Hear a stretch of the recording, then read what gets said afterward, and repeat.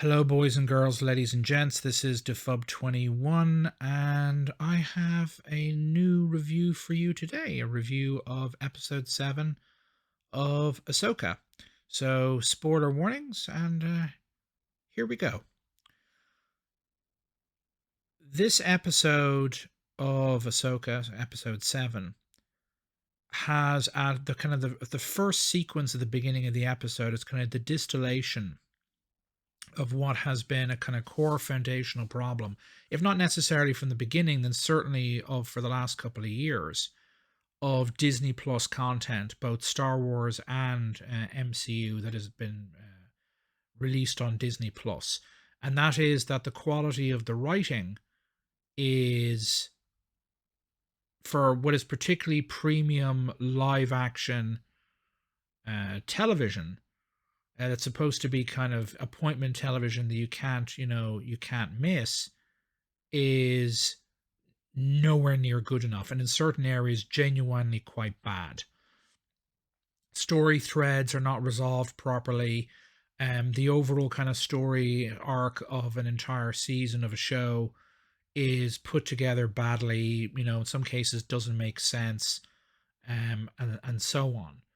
And what you're seeing here again in the first part of this episode is one of the worst examples of this that I've seen to date.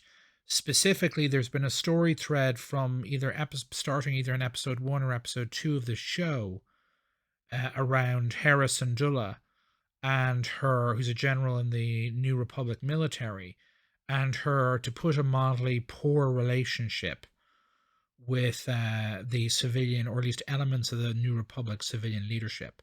She has significant difficulty getting them to believe any of her warnings about what the Imperials, or what's left of various scattered elements of the Empire, are up to. She is finding it difficult, if not impossible, to convince them that there is in fact an organized, orchestrated campaign going on, being carried out by the Empire, or what's left of the Empire.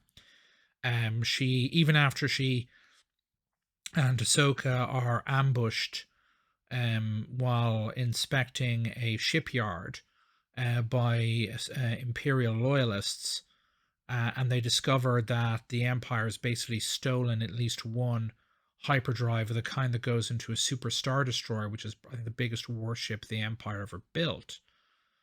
That gives you, what could they be planning for a propulsion system for such a large ship? All of it falls on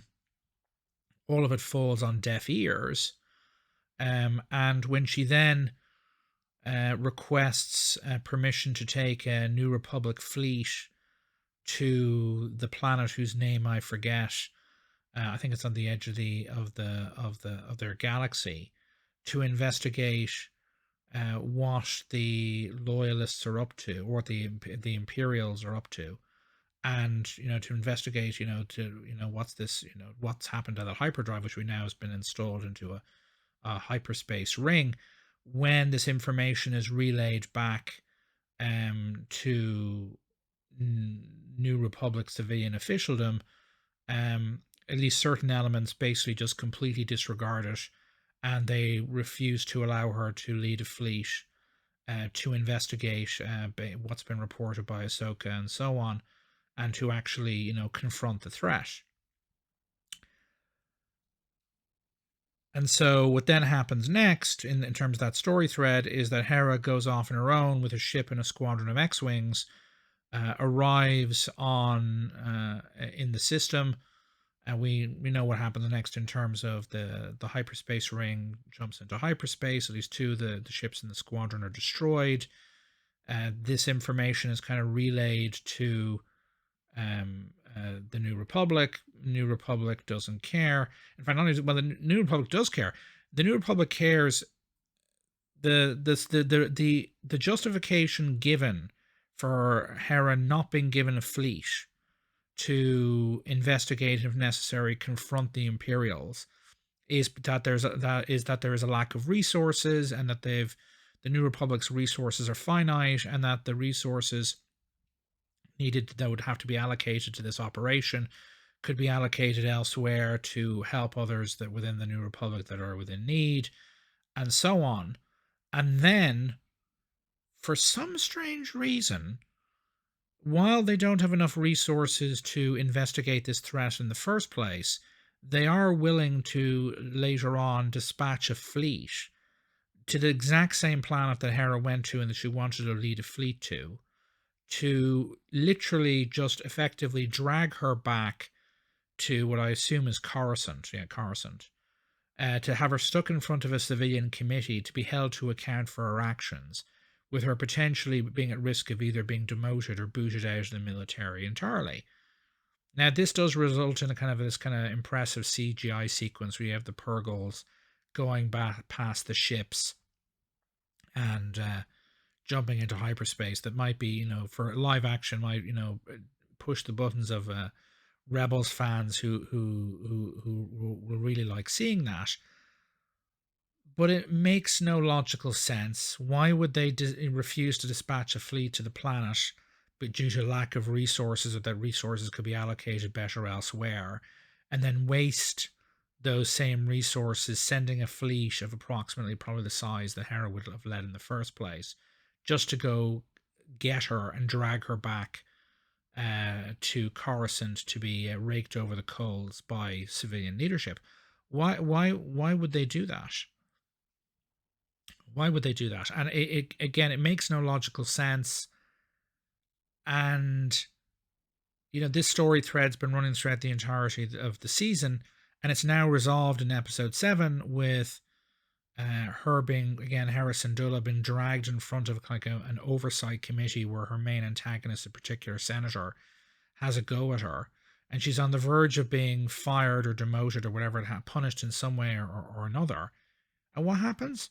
They throw a ginormous member berry at us in the form of C-3PO, who turns up as a representative standing in for Senator Organa, in other words, Princess Leia, claiming with effectively a data disk, a Star Wars equivalent of a floppy disk or whatever it happens to be, providing evidence that Senator Organa had actually approved, because she's apparently on some sort of defense appropriations committee or something, had approved the mission in the first place, and therefore Hera wasn't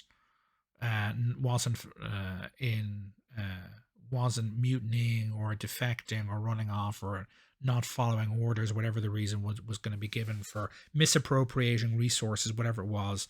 The reason that was going to be given for her being court-martialed or demoted or fired or whatever it happens to be. And it's just amateur hour stuff. I mean, it really is. I mean, it's all tied up in a nice little bun by the end of this sequence. That story thread is dealt with, and it serves no purpose. It's completely consequenceless. Hera doesn't get punished or have any negative consequences for her actions. The baddie senator isn't punished in any way. It doesn't seem to impact the politics of the New Republic at all. And it's a story thread that's been there, I think, since either the first or the second episode. And it's just been taking up time on screen that could have been allocated to more dialogue and more, story for the other story threads. And it just ended in such a, kind of a member berry kind of amateurish, it might have just about passed muster in kind of an animated show aimed at a more kind of younger audience. But this is premium, big budget live action. And it's just it's not good enough. It's premium live action. It's not good enough. And it's this is so far the worst written, and hopefully, fingers crossed, will be the worst written story thread of this show. But again, overall, it's simply, it's not good enough. It's absolute again, amateur hour stuff compared to, say, for instance, Game of Thrones, House of the Dragon, or certainly the most of the first run of seasons of Game of Thrones. The season 8, of course, we all know, is the last season of Game of Thrones, is a diabolical disaster. But House of the Dragon is so much better written than this. And you might say, well, House of the Dragon's a different thing. It's very violent and R-rated and yada, yada, yada. Yes, but it's premium, big budget, premium appointment television. And Disney appears to be spending Game or House of the Dragon type money on these shows. They were apparently spent 200 million on Secret Invasion. It was a complete waste of money, a complete and utter waste of money. If they would have been better off, spending in, half that money, like an extra, taking 100 million off Secret Invasion, and simply spending it on this show to make it, make the episodes. I don't know what I'll probably do. I'm going to do a kind of a post once all the episodes are out. I'll do a review of episode 8. I think I'll do a review of the season overall, and I might do a kind of a what I would have done to fix the show video as well. But there's an awful lot wrong with it, and the core problem is the writing better than the disaster that was season 3 of The Mandalorian? Yes. Is the writing better than it was in the frankly bad, to put it mildly, Book of Boba Fett? Yes. Is it better shot, better directed, better choreographed than the train wreck and better written than the train wreck that was Obi-Wan Kenobi? Absolutely. But outside of that, the show is,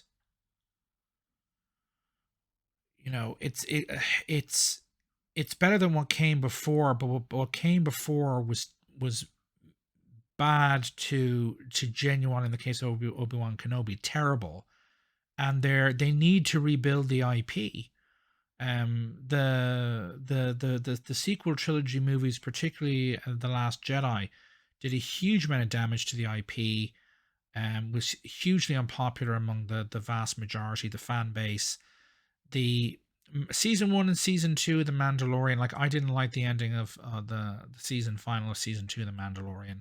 I thought it was at that time, I thought by the start of the time it was a weak season that they made up for with an episode that was going to push an awful lot of the kind of hardcore fans' buttons, which it didn't push mine, but it was still heading in the right direction in terms of quality. There were problems that some of the episodes were too short.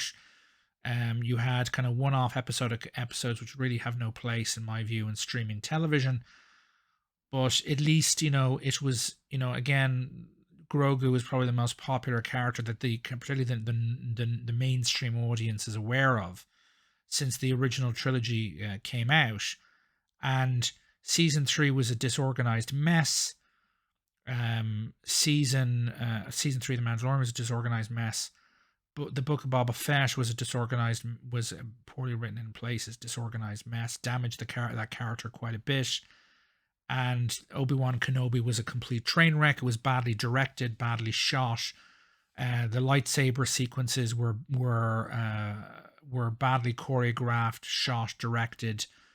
They look bad. They look cheap. I don't know what kind of technology they were using for the lightsabers there that was different from what's been used previously or since. The lightsaber stuff is much better in this than in Obi-Wan Kenobi, but in Obi-Wan Kenobi it was bloody execrable. It was genuinely very bad.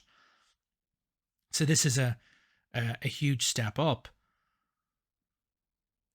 but a huge step up over genuinely very, very bad to disorganized mess to mediocre.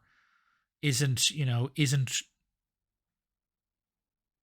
isn't good. It's not great.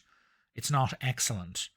And it needed to be great to excellent to begin rebuilding the IP. And this is at best this is Star Wars treading water. It isn't necessarily continuing to accelerate the IP circle down the drain, but it is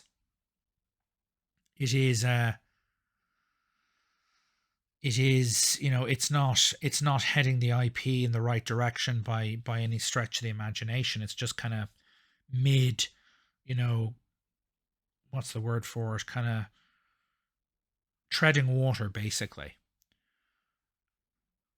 And just the way that story thread has been handled, was a complete mess.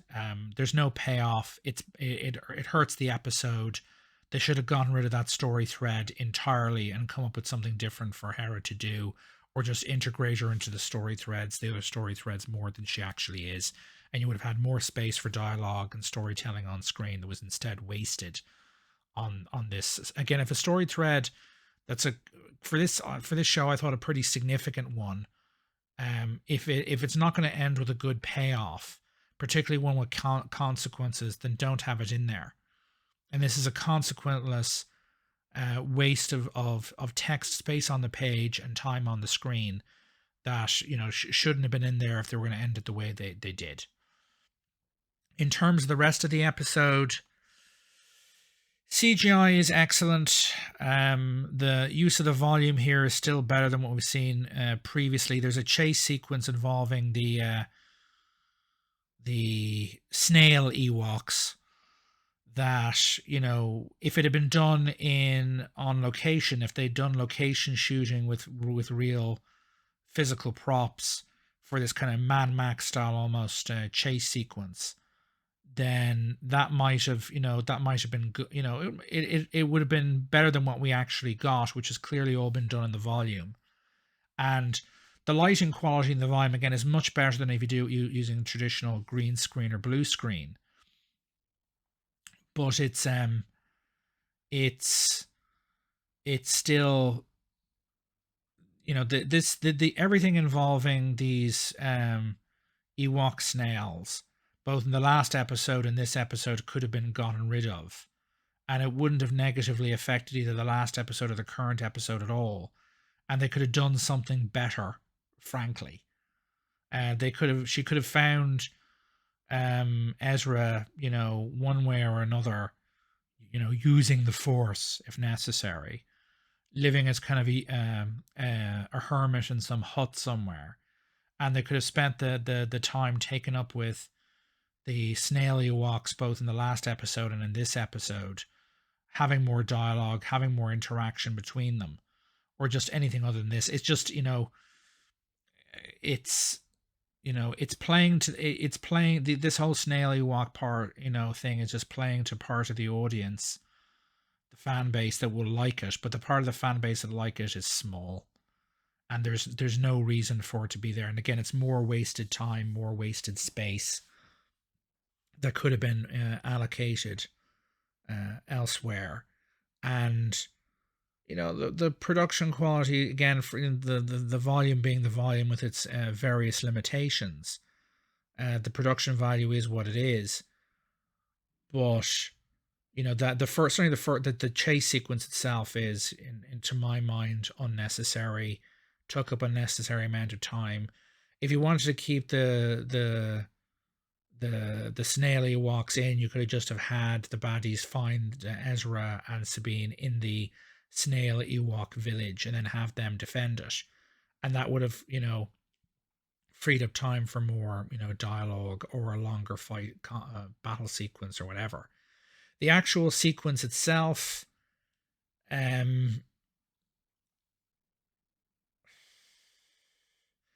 the actual sequence itself suffers from a number of, it has, go through the positives. The positive that, it's a bit of an eyebrow raiser that they have Ezra, who is genuinely much stronger in the Force, as certainly we've seen so far, than Sabine, and has got formal training over a number of years from Kanan Jarrus in the use of the Force and the use of a lightsaber. Doesn't have a lightsaber of his own, obviously hasn't been able to make one way or another on this planet. And Sabine offers his lightsaber that he gave to her back to him to enable him to defend himself, and he politely refuses to do so, in the current kind of climate where certain kind of ideological worldviews kind of perceived to be in place at Disney and at Lucasfilm, this will be interpreted certain ways that it didn't have to be by the audience, which will result in eyebrow rolling or worse. And again, it makes no sense. He's going to be much better with a lightsaber than she is. They're being attacked by these kind of raider slash looters, and with someone who actually has formal training with the Force and has a lightsaber. Balin Skull's apprentice slash Padawan. But again, she offers him the lightsaber. He turns it down, meaning that she's still using it. And again, if you take into account the kind of the context of this, of where quote unquote the Force is female, that can be interpreted like she doesn't even use it herself initially. She uses her pistols. So she's got a weapon on her that she could give to him that would make him, at the very least, would allow him to deflect blaster bolts, and defend himself more effectively. And she doesn't use it herself, and he refuses it. Now, it should be noted the way he does defend himself in this sequence is actually pretty good. He uses the Force to push people away, and he punches people in this kind of hand-to-hand combat.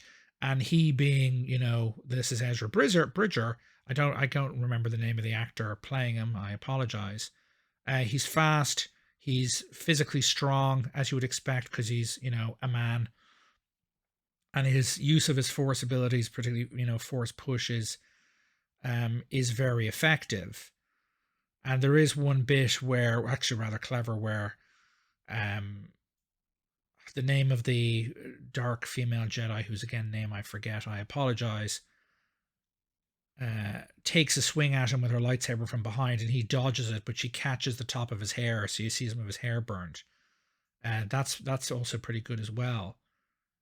And he kind of uses the Force to defend himself against her and her lightsaber until Sabine, now using her lightsaber, can turn up and assist.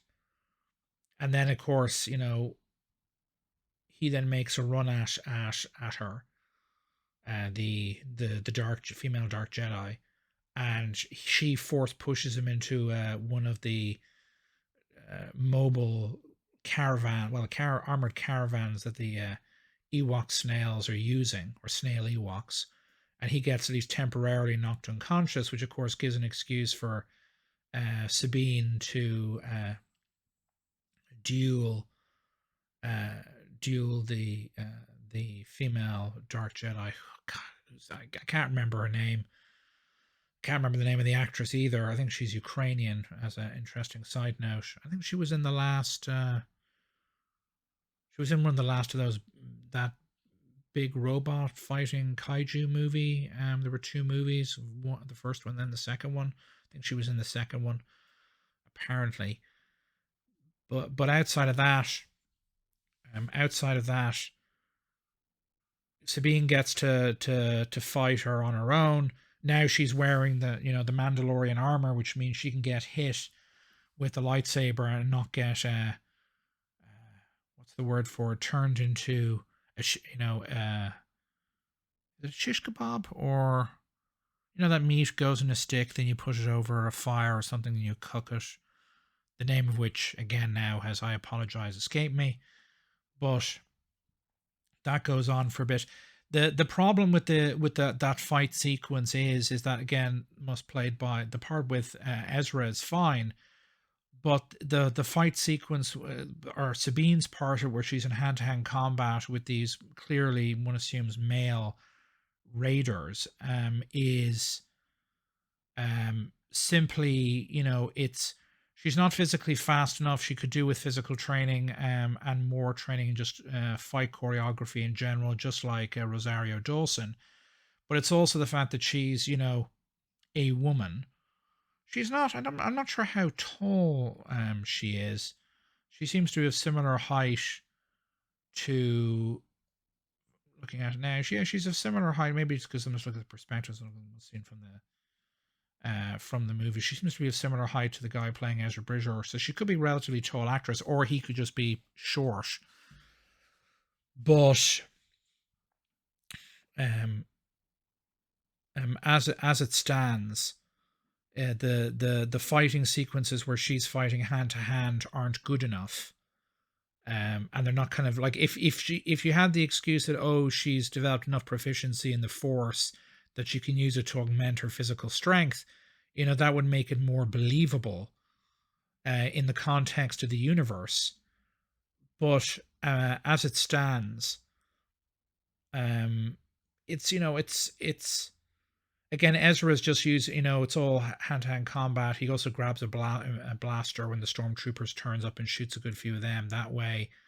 And his sequences are his part of the fight. That fight sequence is pretty good, all things considered.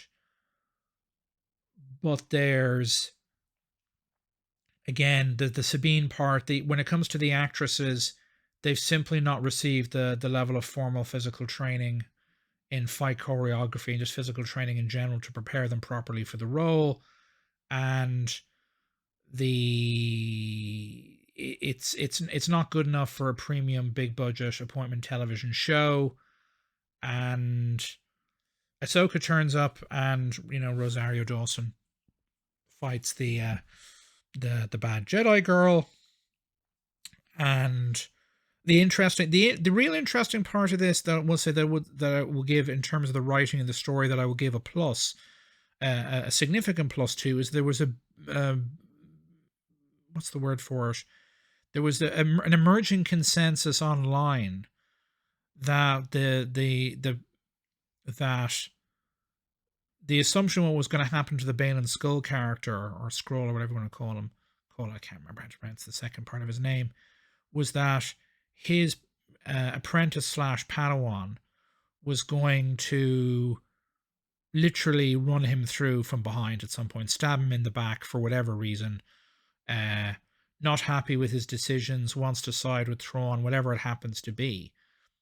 And that would have been, in my very predictable, very kind of boring, lazy writing, and would have hurt the episode it was in, and hurt the show quite a bit. But they've decided not to do that, and instead, they decide to, well, Balin says it's time for you to go. You're going to go down, fight them on your own, and then take your place alongside Thrawn and his new empire. He says something about her ambition means that she cannot go or follow where he is leading, and so they basically part ways. He stays at a distance, and observes what's going on. When Ahsoka turns up, she runs into him first, and he kind of fights her for a little bit to delay her.